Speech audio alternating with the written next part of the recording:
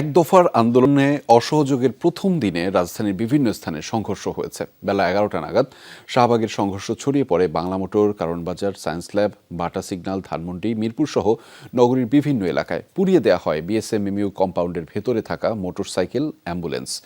লাঠি, ইটপাটকেল ও দেশীয় অস্ত্র নিয়ে হামলা পাল্টা হামলা করে দুপক্ষ। 100% কপার কন্ডেন্সারে তৈরি ভিশন ফ্রিজ, তাই গুণে মানে অটুট থাকে বছরের পর বছর। রোববার বেলা 11টার দিকে ঢাকা বিশ্ববিদ্যালয় এলাকা থেকে মিছিল বের হয় আন্দোলনকারীদের পক্ষে। অসহযোগের পক্ষে স্লোগান দেয় তারা। মিছিল নিয়ে বিক্ষোভকারীরা অবস্থান নেয় শাহবাগ মোড়ে।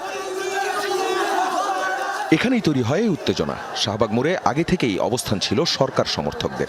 মিছিলটি শাহবাগ মোড়ে এলে বিএসএমএমইউর ভেতরে অবস্থান নেয় তারা। ভেতর বাইরে দুপক্ষ স্লোগান দিতে থাকলে তৈরি হয় উত্তেজনা। আন্দোলনকারীরা বঙ্গবন্ধু মেডিকেল বিশ্ববিদ্যালয়ের দিকে এগিয়ে গেলে উভয় পক্ষে ধাওয়া পাল্টা ধাওয়া হয়। এ সময় হাসপাতালের মধ্যে পার্কিংয়ে থাকা অ্যাম্বুলেন্স ও গাড়িতেও আগুন দেয়া হয়। জ্বালিয়ে দেয়া হয় 6টি মোটরসাইকেল।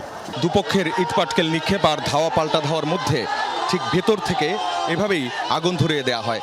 এরপর যারা বিক্ষুব্ধ আন্দোলনকারীরা তারা সব এই বঙ্গবন্ধু শেখ মুজিব মেডিকেল বিশ্ববিদ্যালয়ের ভেতরে তারা প্রবেশ করে। চলছে দুপক্ষের সংঘর্ষ।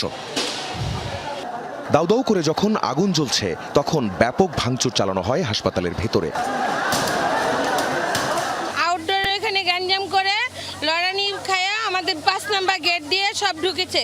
আমি হাসপাতালে আসছি বহির্বিভাগের রুগী নিয়ে, দেখি যে ভিতরে অনেক পোলাপাইন হয়েছে করতেছে।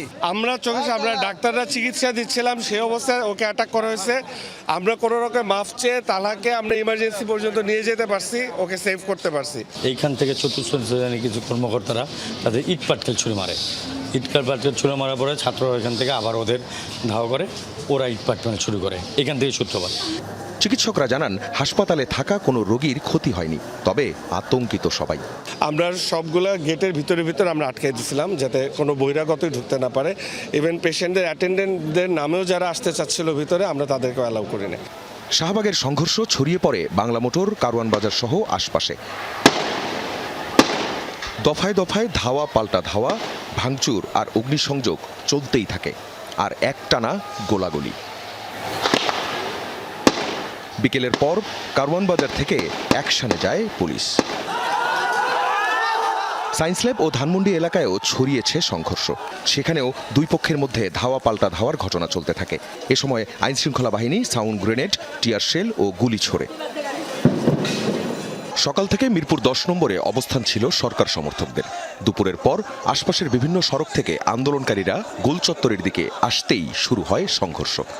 এসবের বাইরে দুপুর 12টার দিকে ঢাকা সিএমএম কোর্ট গেট ভেঙে আদালত চত্বরে প্রবেশ করে একটি দল। আদালত চত্বরে হামলা ও ভাঙচুর চালায় তারা। পুলিশ কয়েকটি সাউন্ড গ্রেনেড ছুড়লে আন্দোলনকারীরা ছত্রভঙ্গ হয়ে যায়। আখলাকুস সাফা, যমুনা নিউজ, ঢাকা।